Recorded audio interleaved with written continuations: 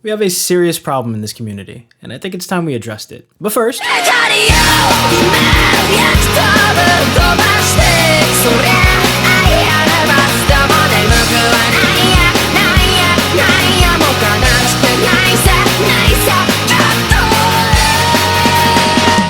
I'm Xonin, and today I'd like to talk to you about One Piece 1109. Bear with me, it's been a while since I've recorded a review, but I figured since this script was less than 10 pages, I should probably record it. Of course, my cinematic view is not working, so the background is just the same as the foreground. It's something that you probably don't care about, but it bothers me. I paid for an iPhone with the cinematic view, and it doesn't want to fucking work in the room where I'm supposed to be recording this stuff, so it's an L on my part. Anyway, let's jump into it. Chapter starts with a brand new cover story. Onigashima has sunk and now serves as a backdrop for the old Wano. Does this mean Pluton is even more well hidden?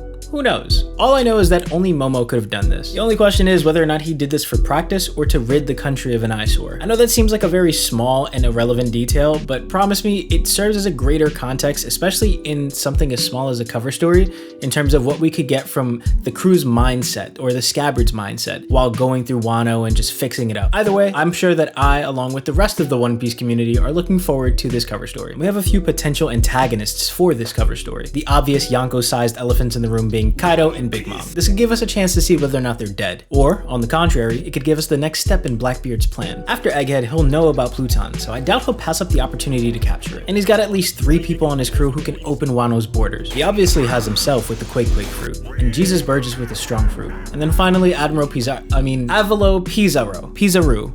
Right? Pizarro. That's what it is. Jesus Christ. Jesus Burgess. It would be peak One Piece if we got both scenarios in one, where the Blackbeard pirates come and beat the Scabbards, only to have to beat Kaido and Big Mom for Pluton. It would also just be nice to see how the anime onlys react to this cover story being adapted, like they did for the Whole Cake Island one. Let's keep our fingers crossed for some reveals. I also want to throw Moria as a potential visitor here. I know he has it out for Blackbeard because, he killed his right-hand man, right? But if Blackbeard goes, hey, I have an opportunity for you, a real estate opportunity, Kaido's old territory. You remember how you hate that guy? You hate that guy probably way more than me, so go take over his island. I hear that there's a giant skull there that you can turn into a shadow, and if you can succeed in that, I'll go out and I'll excavate, whatever is there that you don't want. If there's a ship there, I'll hold it down for you. It's not like you have a choice. I'm Blackbeard. I honestly don't know what's scarier, Moria with Oris Sr. or Blackbeard with Pluton. I'm gonna say Blackbeard with Pluton, but Moria with a vendetta might be crazy. Right after this, we're into the meat and potatoes of the chapter, which is Vegapunk's message.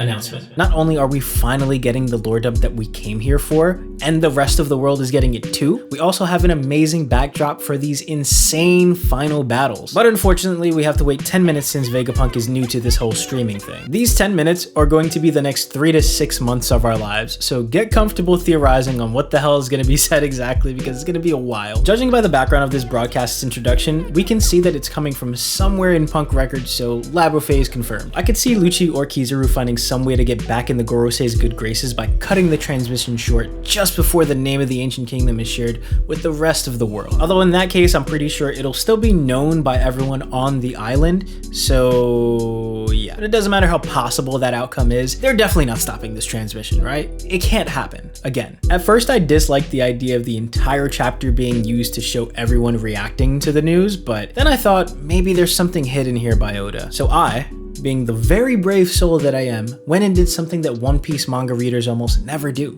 I went back and reread the manga with the hopes of changing my mind. So Water 7 was affected by the erasure of the Lucia, right? The sea levels went crazy, they rose a little bit more, and now it kind of explains why Water 7 is at Water 7, right? So I'm thinking that maybe this broadcast will trigger some reveal out of Iceberg. We could also assume that if Fuchsia Village doesn't have a video feed, then a lot of what's about to be revealed needs to be seen. I mean, why else would Vegapunk go so far as to giving people an hour, now 10 minutes, thank you Shaka, to let everyone get set up? Speaking of that time limit, the Doomsday timer has now been flipped on the enemy for once, which is great, because not only do we get to see the Gorosei scramble, we also get to see the Straw Hats in a very new scenario for once. Instead of liberating an island and then leaving, they're now forced to halt their own escape to defend this island, which is wild considering that Luffy's timer for Gear 5 is probably just underneath that, so we're gonna really see how much he endures. It also gave us this moment between the Gorosei which had me in tears. They're like, what the fuck is happening over there, Saturn? And Saturn's like, I don't know, we killed him, I swear. swear we killed him. Now, the worst case scenario is that Luffy just gets caught here and he is like trying to hold everything back while the rest of the crew escapes.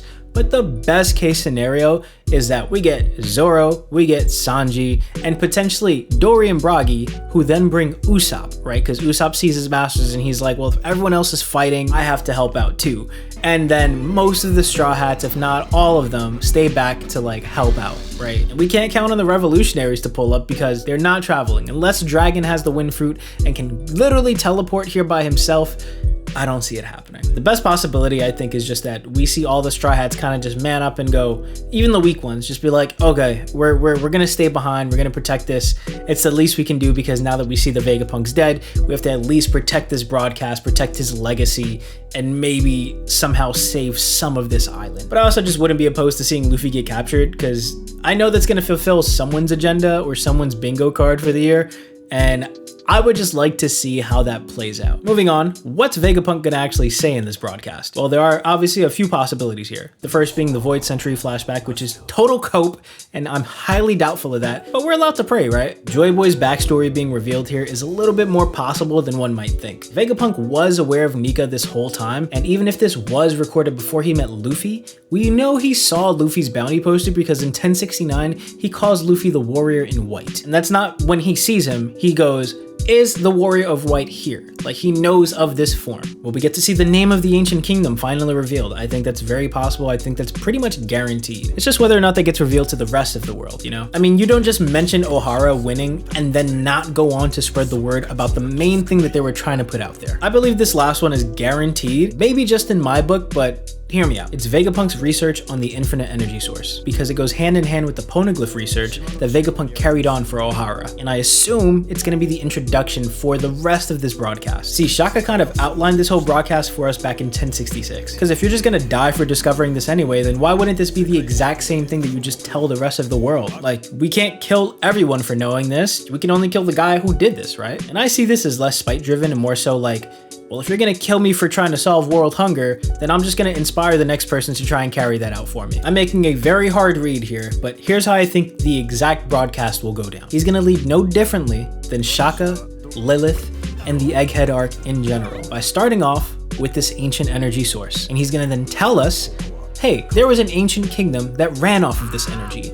And this is where the video part of the broadcast comes into play. He's gonna be touring the lab, showing us inventions, and showing us things that have been around for 900 years. Essentially, he's going to confirm that he himself is a fraud. He'll then tell the world why this technology is not seen today, that the ancient kingdom that created this stuff was wiped off the face of the earth. He'll then ponder on the sun god and the creation of devil fruits and ancient weapons, potentially. I think ancient weapons more strongly, with a close second being Nika, but maybe not so much the creation of devil fruits, because that's more so a theory. I feel like the other two things are kind of concrete, probably be easier for people to digest, you know? We'll then finish off with something brand new for us manga readers, which I still haven't been able to pinpoint, but obviously at the end of it all, we're gonna get the name of the ancient kingdom. Who knows? Maybe the name of the ancient kingdom is the new thing for us manga readers, right? Maybe this name is something that we can dissect as a community and go, oh shit, there's so many ways for us to like piece this together now. It just gives us another starting point or another jumping off point to theorize on. Either way, I know this name is going to serve as either a confirmation of many things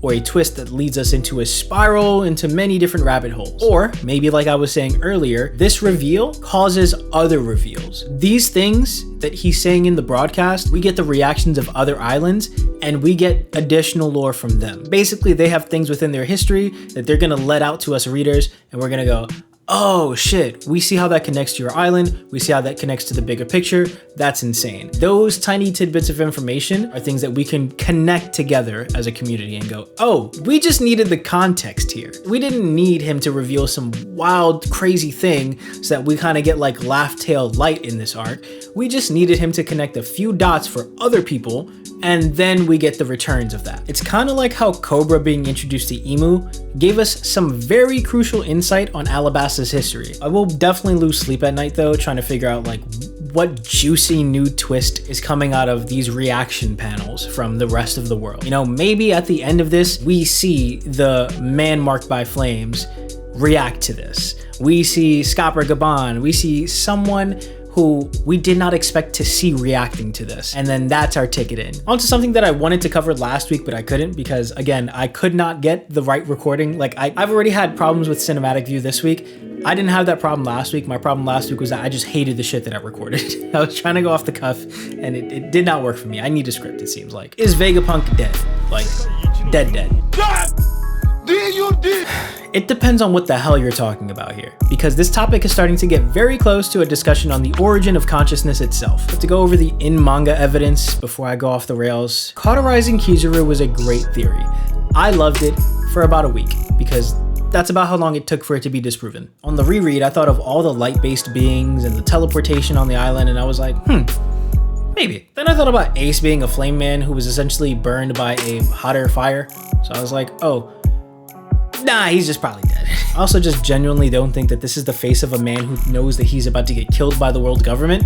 I feel like this is the face of a man in mourning. But if blood is all that Vegapunk needs, there's probably a lot of green blood to go around, so, you know, that's a possibility. On the contrary though, he's flatlined and his message was confirmed to be a dead man switch, so not looking too good. But if we must cope, usually with heartbeat sensors, we get this last long beep when someone finally dies. In the scan translation, we get an unfinished beep, and in the official, we get a short beep. So that's your one little ticket in, I guess. Also, maybe it could just be the case that, for whatever reason, we have this so close to the video message because it's to potentially show us a faint beep at the end of the arc. You know, like once everything's wrecked and the transmission's over and people are leaving or whatever, we just have one manga panel right at the end. I don't know why I said manga panel like there's any other type of panel. We have one panel at the end, the tail end of the arc, like the curtain close, and it's a little beep. I don't know what the hell would trigger it, but that's the only way that this whole monitor makes sense as to being like shown as a hope thing. And I know I say that in a very dismissive way, but we've also been blueballed by the Iron Giant for like the past 20 chapters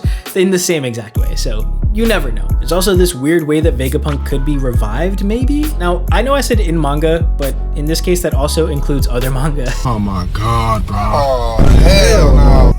I'm sorry. We all know how close Oda and Kishimoto are, right? I know, I'm going down this rabbit hole, I'm sorry. And despite the fandoms hating to hear this, Luffy and Naruto are very similar. In general, that's a whole nother video, but specifically here, I bring this up because like we saw with Enel, Luffy is able to restart his own heart. At least he did it once, so it's possible to do it again. And this came after his potential final power-up of the series. Similar to Naruto when he was visited by the Sage of the Six Paths. Now what was the first thing Naruto did once he got that power? He kicked the ball. No, not that. After that, the second thing he did. He revived a basically dead Guy Sensei. A might die, if you will. And he did this by basically restarting his heart or his will of fire. And you can see an actual flame being sparked back up. I'm not kidding you. I think if Vegapunk is dead and he's going to come back, that's the way it happens. Luffy does some fuckery with his Gear 5 and is able to like actually pump his heart back up. And just to bring this cope back around full circle, cauterizing Kizaru. Then you could say Kizaru did bite the bullet and go in for the kill shot on his own friend, but it ended up saving his life anyway, because it stopped the blood loss long enough for Luffy to then double back and restart his heart, right? Then only then will that make sense. But that's just a theory. Anyway, there's your weekly dose of cope. Take it wisely. And I'm not attached to it unless it's right. Then I will definitely be counting it as a W. And as for the real world aspect of this conversation, what does it mean to be alive? It's a question as old as time. Could you count yourself as alive if you only lived for someone else? Could you count yourself as living if you had no free will? Basically, if you took your brain and put it into another body, would that be the same person? That's all I'm trying to get to here. I want to see Vegapunk's brain. We have not seen it yet. It's somewhere in Punk Records, and I want to see if we can just take that out, put it into a big robot body, and have Vegapunk looking like Clovis Bray in Season of the Seraph over here. I got an idea. Let's take Onigashima and push it somewhere else. Egghead, specifically. We gotta use this shit for something. Because what does everybody want? What does everybody need? Head. Alright, now speaking of theories that will age like milk on a hot summer's day, I want to talk about something more serious. I want to talk about react culture, scan culture, and agenda piece. By the way, tune into my stream where I react to videos and engage in the exact behavior that I'm gonna rant about right now. It feels like every week we go through the same rigmarole. We read an amazing One Piece chapter, make some wild claims about some new reveals, go crazy theorizing, get proven wrong the very next week, everyone gets pissed off, rinse and repeat. It's fun to theorize. Nothing wrong with that. And I also love the memes. Top tier content. This is what keeps the community spinning. I love shit like that. I also, for the record, have no problem with criticizing an author for bad writing. Sometimes Oda fucks up.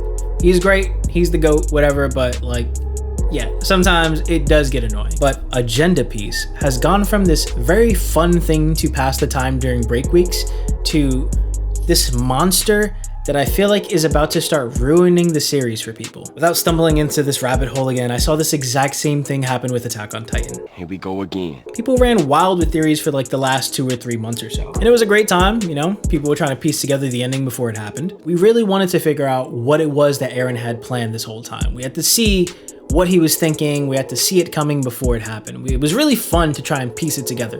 And people came up with these long ass theories. It was very, very fun. It was like when Luffy revealed his dream and we were all like, what could it be? We know this series was supposed to only be 5 years long.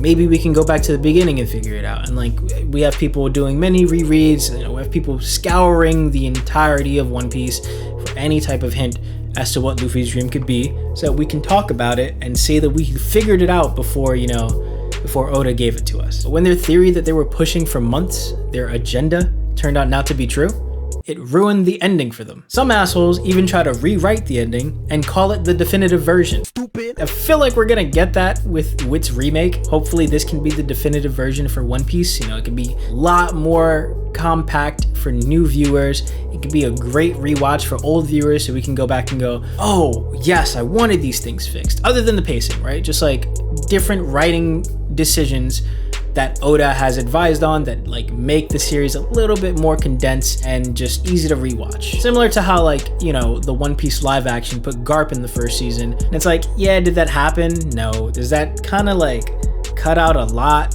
Maybe. But if they handle it correctly, then it can be a great thing. Anyway, call me crazy, but I feel like we're heading down that same like very negative mindset road with One Piece. When I say we, I mean like we as a community in general, not all of us unanimously, not you specifically watching this video, but I feel like that negative, toxic conversation is happening more often in the community. This series has been around forever. For like 25 plus years, we're probably gonna hit 30, right? If the ending doesn't meet someone's expectations, that person, that vocal minority will be loud, blaring. I can tell you now. And that's okay when it's confined to a Reddit thread or something like that. But over time, that can affect normies. That can affect the casual viewer of One Piece, because then they're gonna hear, I haven't finished the series. I heard that the ending sucks. I'm gonna now go into this hating it. And hopefully they'll be pleasantly surprised. Maybe, just maybe, they won't. Maybe they'll drop the series if they're early enough in it. You know, they don't want to see it through. It's going to be like Game of Thrones.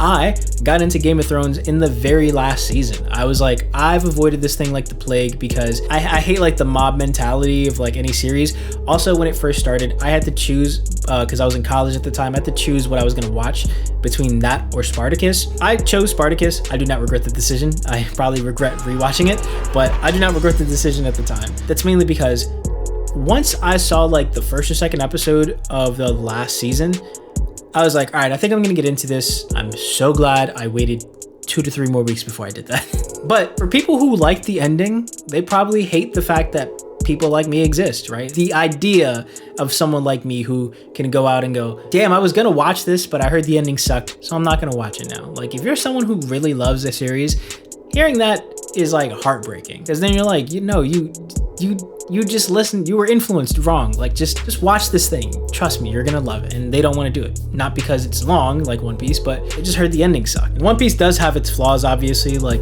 I will be the first one to tell you that in any comment section.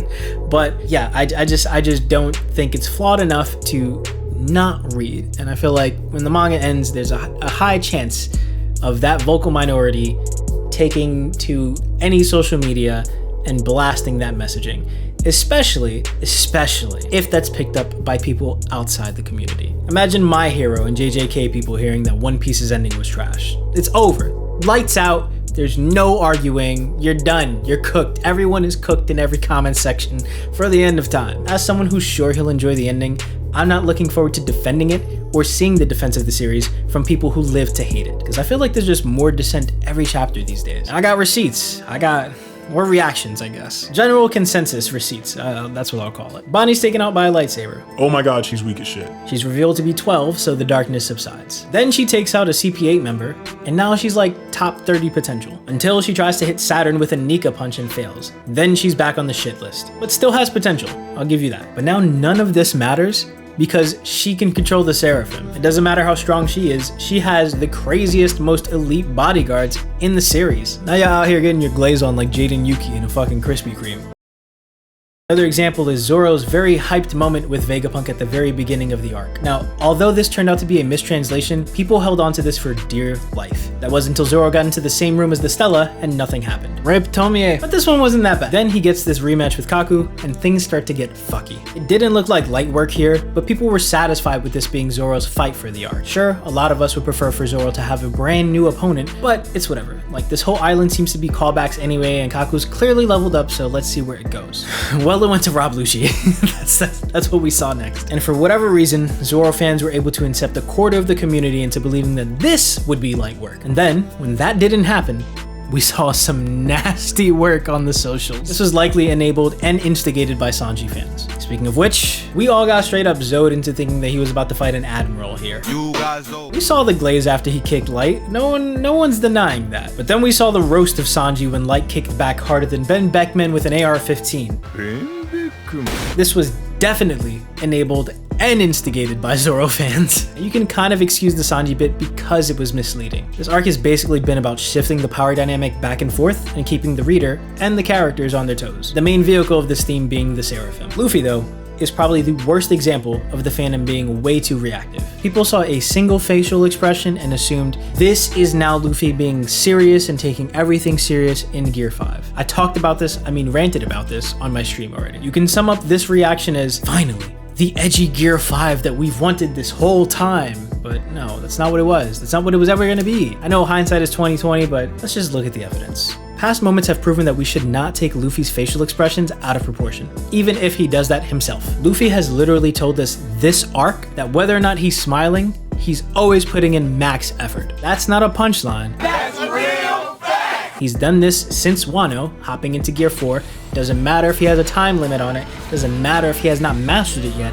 He's going all out no matter what. It's not like the whole Super Saiyan thing, right? Where, alright, Goku has to fight him in base, then Super Saiyan 1, then 2, then 3, then God, then 4, whatever the hell the combination is now. Like, how do you not see this? The writing's on the wall. It's like that phrase, you're not listening, you're just waiting to respond. It's like the community is not reading for the journey anymore, we're just reading for the end goal. That right at the end of the tunnel. And again, I admit it is very fun to scroll the comment sections and the Reddit threads right after you read a brand new chapter to see what new memes and jokes people are sharing. But for the record, I almost never enjoy the batshit crazy agendas that people are pushing on there. Except for Fraud D-Dragon, because this man is a bum right now. And that brings me to a very small bit about scan culture in general, because I've been reading scans since 2008, so I'm not about to tell you shouldn't read them, right? Support your local pirates. I just think that sense of urgency that we have to prove the next theory or advance our current agenda is finally getting a much needed heat check. We can potentially lose our plug here, which I know means waiting 3 whole days to argue with each other, I know. Crazy, no more spoilers on Mondays, but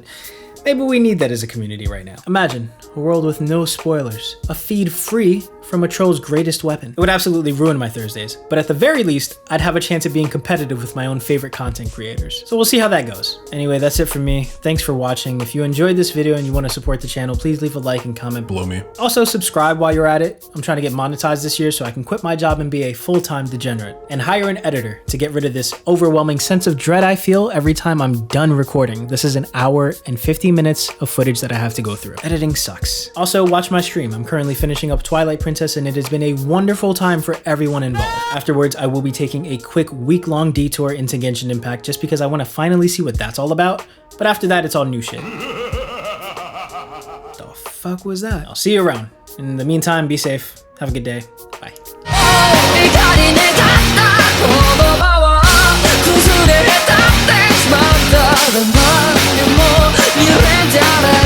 Shit